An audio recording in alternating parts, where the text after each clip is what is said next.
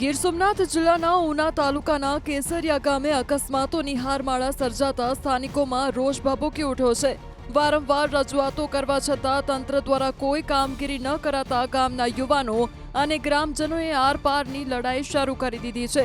કેસરિયાથી પ્રખ્યાત પર્યટન સ્થળ દીવ તરફ જતા મુખ્ય માર્ગ પરથી રોજ સેંકડો ભારે વાહનો અને ઓવરસ્પીડ ટ્રકો બેફામ ગતિએ દોડી રહ્યા છે। આરોપ છે કે આ ટ્રકો ગેરકાયદેસર મટીરીયલ ભરીને ખુલ્લેઆમ નીકળે છે, જેના કારણે રોજ નાના મોટા અકસ્માતો સર્જાય છે અને નિર્દોષ લોકોના જીવ જોખમમાં મુકાય છે।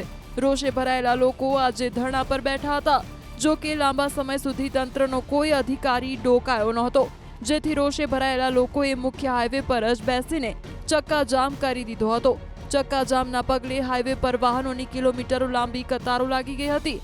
ઘટનાની જાણ થતાં જ ઉના પોલીસનો મોટો કાફલો ઘટના સ્થળે દોડી આવ્યો હતો, જ્યારે આંદોલનકારીઓ પોતાની માંગ પર અડગ રહ્યા અને સ્થિતિ વધુ તંગ બની ત્યારે પોલીસે જિલ્લા પંચાયત સભ્યના પ્રતિનિધિ સહિત કેટલાક યુવાનોની અટકાયત કરીને માર્ગ ખુલ્લો કરાવ્યો હતો। સ્થાનિક નેતાઓનો આક્ષેપ છે કે આ ટ્રકો ગેરકાયદેસર મટીરીયલ ભરીને દોડે છે, છતાં તંત્ર આંખ આડા કાન કરે છે। ગ્રામજનોએ ચીમકી આપી છે કે જો ભારે વાહનોની ગતિ પર લગામ નહીં કસાય અને સ્પીડ બ્રેકર કે ટ્રાફિક પોલીસ નહીં મુકાય તો આગામી દિવસોમાં આનાથી પણ વધુ ઉગ્ર આંદોલન છેડવામાં આવશે। મુખ્ય મુદ્દો એ છે કે કેસરિયા દીવ રોડ ઉપર જે રીતે ઓવરલોડ વાહનો ચાલી રહ્યા છે, અકસ્માત સર્જી રહ્યા છે, જેના કારણે ઘણા બધા લોકોના મોત પણ થયા છે અને ઘણા બધા લોકોના અકસ્માતોના કારણે ઘણી બધી ઈજાઓ પણ થઈ છે। મુખ્ય મુદ્દો એ છે કે અત્યારે જે પ્રમાણે તંત્ર સામાન્ય લોકો સાથે રમત રમી રહ્યું છે એને સમજવું જોઈએ।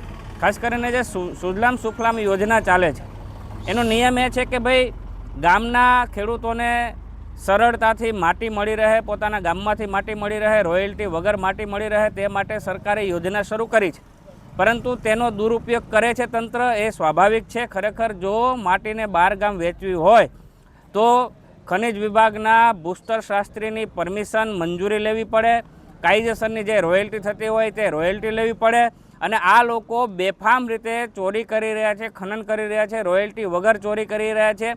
ત્યારે જે સિંચાઈ વિભાગ છે એ પણ ક્યાંક ને ક્યાંક આંખ આડા કાન કરીને બેઠું છે। દીવ રોડ ઉપર સ્પીડ બ્રેકર મૂકવાની માંગણીઓ કરેલી છે, લેખિતમાં માંગણીઓ કરેલી છે, મૌખિકમાં માંગણીઓ કરેલી છે, પણ આજ સુધી એ બાબતમાં કંઈ વિચારવામાં આવ્યું નથી।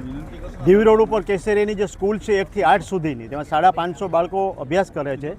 સાંજે 5 વાગે જ્યારે બાળકો છૂટે છે સ્કૂલેથી ત્યારે ધોરણ 8ના બાળકોએ દીવ રોડ ઉપર માનવ સાંકળ બનાવવી પડે છે। નાના બાળકોને રોડ ક્રોસ કરાવવા માટે માનવ સાંકળ બનાવી અને નાના બાળકોને રોડ ક્રોસ કરાવવો પડે છે। આવી પરિસ્થિતિ પેદા થાય છે।